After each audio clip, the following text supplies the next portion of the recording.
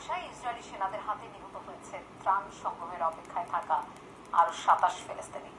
গাজার স্বাস্থ্য মন্ত্রণালয়ের তথ্যের বরাতে জানা যায়, দক্ষিণাঞ্চলের রাফা এলাকায় গাজা হিউম্যানিটারিয়ান ফাউন্ডেশনের একটি ত্রাণ কেন্দ্রে অপেক্ষারত বেসামরিকদের উপর হামলা চালায় আইডিএফ। এ সময় নিহতদের পাশাপাশি আহত হয় বহু মানুষ। বর্বর এই ঘটনার সুষ্ঠু তদন্তের জোর দাবি জানিয়েছে জাতিসংঘের মহাসচিব অ্যান্টোনিও গুতেরেস। এর আগেও ত্রাণ কেন্দ্রে যাওয়ার পথে নেতানিয়াহু সেনাদের নির্বিচারে গুলির আঘাতে নিহত হয় অন্তত ৪০ ফিলিস্তিনি।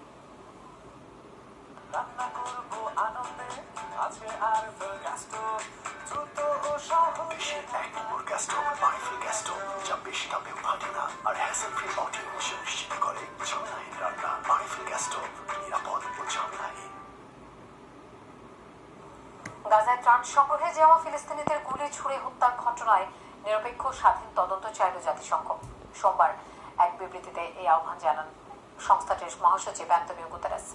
এতে ত্রাণ প্রত্যাশীদের উপর ইসরায়েলি হামলায় গভীর উদ্বেগ জানানো হয়, পাশাপাশি দোষীদের উপযুক্ত শাস্তিও দাবি করা হয়।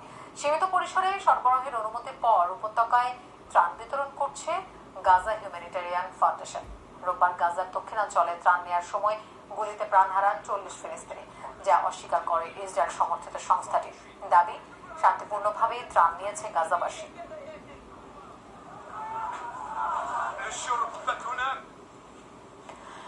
গাজা নিঃসন্দেহে যুদ্ধাপরাধ করছে ইসরায়েল, অবশেষে কথা স্বীকার করলেন সাবেক হোয়াইট হাউস মুখপাত্র ম্যাথু মিলার। এরপরও অবশ্য তেল আবিবকে গণহত্যাকারী হিসেবে